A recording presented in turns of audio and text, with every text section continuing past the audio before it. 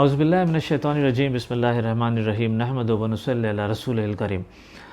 آج ہم قرآن کریم کے ان 4 رازوں کو ڈسکس کریں گے جس کے ذریعے اللہ تعالیٰ کسی بھی انسان کے کاروبار میں اور دولت میں بے انتہا اضافہ فرماتا ہے۔ یہ راز اللہ تعالیٰ نے سورہ قصص کی آیت نمبر 76 اور 77 میں بیان کی ہے۔ کچھ ایسے شخصیات کا بھی ذکر کریں گے جنہوں نے اس راز کو فالو کر کے اپنے رزق میں، اپنے کاروبار میں بے انتہا برکت پائی۔ تو ہم سب سے پہلے چلتے ہیں پہلے راز کی طرف۔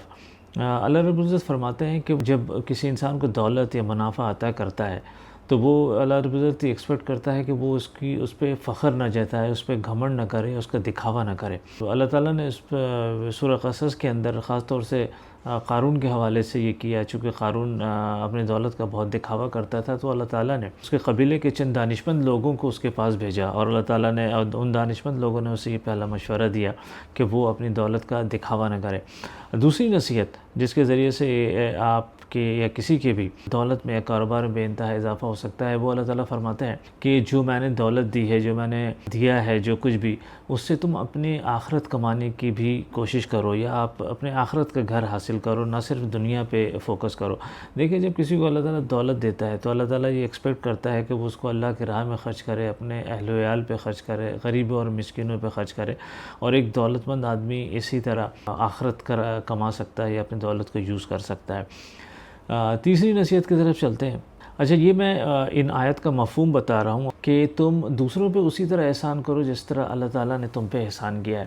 یہ دیکھیں، احسان وہ ہوتا ہے کہ آپ کی جو اپنی ذمہ داری یا اوبلیگیشن بنتی ہے اس سے بڑھ کے جب آپ کوئی چیز کرتے ہیں تو وہ احسان بنتا ہے۔ اللہ تعالیٰ فرماتے ہیں جیسے کہ اگر کوئی کاروباری ہے تو اس کو چاہیے کہ اپنے کسٹمر، اپنے امپلائیز، کمیونٹی کے لوگوں کے ساتھ احسان کرے۔ مثال کے طور پر اگر آپ کے کاروبار میں اور منافع میں اضافہ ہو رہا ہے تو آپ کو چاہیے کہ اپنے امپلائیز کو بونسز دے، اپنے امپلائیز کی تنخواہوں میں اضافہ کرے۔ اسی طرح کسٹمرز کو ویلیو ایڈیشن دیں ان کی پروڈکٹ کے اندر، کسٹمرز کو اچھی پروڈکٹ دیں، کمیونٹی کے لیے نیک کام کریں۔ اگر آپ کی فیکٹری کسی علاقے میں ہے، وہاں پہ غریبوں کا علاقہ ہے، تو وہاں پہ ان کی بھلائی کے کام کریں، اسکول کھلوائیں، یہاں پہ ویلفیئرز کے کام کریں، یا سڑکیں بنوائیں۔ آپ کا آفس اگر کسی بلڈنگ میں ہے، اللہ تعالیٰ نے آپ کو دولت دیا ہے، تو آپ احسان کریں، آفس کی بلڈنگ میں کوئی ایسے کام کریں، وہاں پہ نماز کا انتظام کروائیں یا دوسری چیزیں کروائیں۔ کہنے کا مطلب ہے کہ اللہ تعالیٰ فرماتے ہیں کہ تم ویسے ہی احسان کرو جیسا کہ اللہ تعالیٰ نے تم پہ احسان کیا ہے۔ چوتھا راز یا چوتھا مشورہ جو اس سورہ کے اندر اللہ تعالیٰ نے ایک دولت مند اور کاروباری آدمی کے لیے بیان فرمایا، وہ ہے کہ تم اپنی دولت کو دنیا میں فساد پھیلانے کے لیے یوز نہ کرو۔ دیکھیں، جب ہم اپنی دولت کو کرپٹ لوگوں کو حکمرانی میں آنے کے لیے فنڈ کرتے ہیں، یا ہم جب کرپٹ لوگوں کو یا گنہگار لوگوں کو جب مضبوط کرتے ہیں، تو یہ بیسیکلی ہم فساد پھیلانے میں اپنا رول ادا کر رہے ہوتے ہیں۔ اسی طرح ہم اگر دوسرے کرپٹ بزنس مین کے ساتھ مل کر کوئی ایسے کام کریں جیسے ذخیرہ اندوزی والے کام یا مارکیٹ کے پرائسز کو مینیپولیٹ کرنے والے کام، یہ سارے کام وہ ہیں جو زمین پہ فساد پھیلاتے ہیں۔ ان کاموں سے اللہ تعالیٰ نے منع فرمایا ہے۔ اگر کوئی بھی کاروباری ان راز کو اور ان مشوروں کو، قرآنی مشوروں کو فالو کرتا ہے تو بے انتہا دولت اللہ تعالیٰ عطا فرماتا ہے۔ اب ہم چلتے ہیں کچھ ایسی شخصیات کی طرف جنہوں نے اس راز کو فالو کر کے بے انتہا اضافہ حاصل کیا۔ سب سے پہلی شخصیت حضرت عثمان غنی رضی اللہ تعالیٰ عنہ ہے۔ دیکھیے، حضرت عثمان غنی رضی اللہ تعالیٰ عنہ عشرہ مبشرہ میں تھے، جلیل القدر صحابی ہیں اور حضور صلی اللہ علیہ وسلم کے داماد ہیں۔ حضرت عثمان غنی رضی اللہ تعالیٰ عنہ نے اللہ کی راہ میں بے انتہا خرچ کیا، لیکن صرف ایک واقعہ جو میں یہاں پہ بیان کروں گا وہ ہے کہ جب پہلی ہجری میں مسلمان ہجرت کر کے مدینہ آ رہے تھے جوک در جوک، تو جو سب سے بڑا مسئلہ درپیش تھا مدینہ میں وہ پینے کے پانی کا تھا۔ وہاں پہ جتنے بھی کنویں تھے وہ کھارے پانی کے تھے، اور ایک کنواں جو میٹھے پانی کا تھا وہ ایک یہودی کے قبضے میں تھا، اور یہودی اس سے بہت ہی مہنگا پانی بیچا کرتا تھا۔ حضور صلی اللہ علیہ وسلم اس بارے میں کافی فکر مند تھے۔ حضور صلی اللہ علیہ وسلم نے ایک دن مسجد نبوی میں صدا لگائی، یہ اعلان فرمایا، جو مسلمان، جو مومن اس کنویں کو خرید کر مسلمانوں کے لیے وقف کرے گا، اللہ تعالیٰ ایسا ہی کنواں، اس سے اچھا کنواں اسے جنت میں عطا کرے گا۔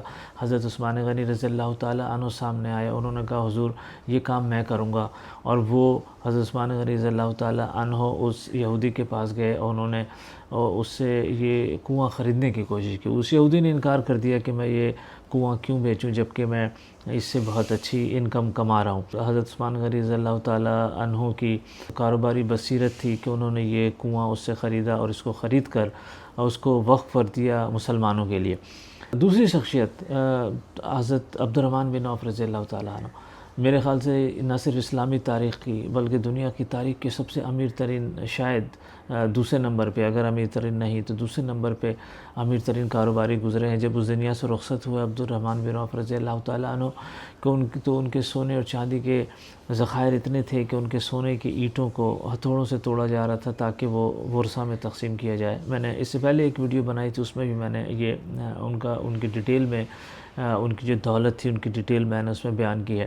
حضرت عبد الرحمن بن عوف کا ایک واقعہ میں عرض کروں گا جس کی وجہ سے اللہ تعالیٰ نے ان کو یہ اتنی بے انتہا دولت عطا کی تھی۔ دیکھیں، ایک دفعہ غزوہ تبوک کے موقع پہ جب حضور صلی اللہ علیہ وسلم رومی سلطنت سے مقابلہ ہونے جا رہا تھا اور رومی جو ہیں وہ 4 لاکھ کی فوج لے کر مسلمانوں پر حملے کے لیے تیار تھے، تو حضور صلی اللہ علیہ وآلہ وسلم نے 3 لاکھ کی ایک لشکر تشکیل دینے کا ارادہ کیا، اور اس کے لیے حضور صلی اللہ علیہ وسلم نے اعلان کیا کہ کون ہے جو اس جنگ میں بڑھ چڑھ کر حصہ لے سکتا ہے مالی طور سے۔ تو عبد الرحمن بن عوف رضی اللہ تعالیٰ عنہ 4000 دینار لے کر، سونے کے سکے لے کر حضور صلی اللہ علیہ وسلم کے پاس حاضر ہوا، اور انہوں نے حضور صلی اللہ علیہ وسلم کو پیش کیے۔ حضور صلی اللہ علیہ وسلم بہت خوش ہوئے، اور حضور صلی اللہ علیہ وسلم نے فرمایا کہ عبد الرحمن، کیا تم نے کچھ اپنے لیے بھی گھر پہ چھوڑا ہے؟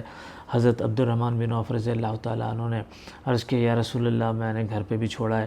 تو حضور صلی اللہ علیہ وسلم نے ان کے لیے دعا دی کہ تم نے جو گھر پہ چھوڑا ہے اس پہ بھی اللہ تعالیٰ تمہیں برکت عطا فرمائے، جو تم نے یہاں پیش کیا اس پہ بھی برکت عطا فرمائے۔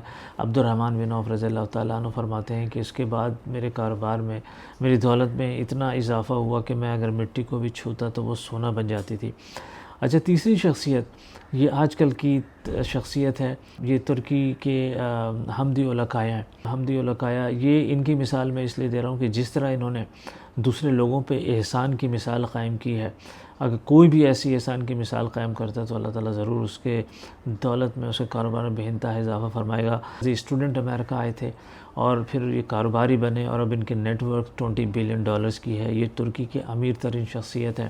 ان کی میں 1-2 مثالیں دوں احسان کرنے کی۔ یہ کہتے ہیں کہ میں اپنے کمپنی میں ایک کوٹا رکھا ہے انہوں نے کہ غریب ممالک سے مائیگریٹ کر کے جو امریکہ میں لوگ آتے ہیں ان کا ایک خاص کوٹا رکھا ہے انہوں نے امپلائمنٹ کا اپنی کمپنی میں جو جہاں ان کی فیکٹری ہے اس کے ارد گرد کی جو کمیونٹی ہے اس کے لوگوں کو یہ خاص طور سے امپلائمنٹ دیتے ہیں، اگر ان کا تجربہ نہیں ہوتا تو انہیں ٹرین کرتے ہیں۔ اور تیسری چیز جو انہوں نے کی تھی 2015-16 میں، جس نے کارپوریٹ ورلڈ کو حیران کر دیا تھا، وہ یہ کیا تھا انہوں نے کہ اپنے کمپنی کے 10% شیئرز انہوں نے اپنے امپلائیز میں بانٹ دیے تھے، یعنی کہ اپنے خاکروبوں کو، کلرکس اور چوکیداروں کو اور اکاؤنٹنٹس کو انہوں نے اپنی کمپنی کا مالک بنا دیا تھا۔ دیکھیے، یہ وہ احسان کی مثال ہے جس کا ذکر اللہ تعالیٰ اس سورہ میں فرما رہا ہے کہ لوگوں کے ساتھ احسان کرو۔ وآخر دعوانا ان الحمد للہ رب العالمین۔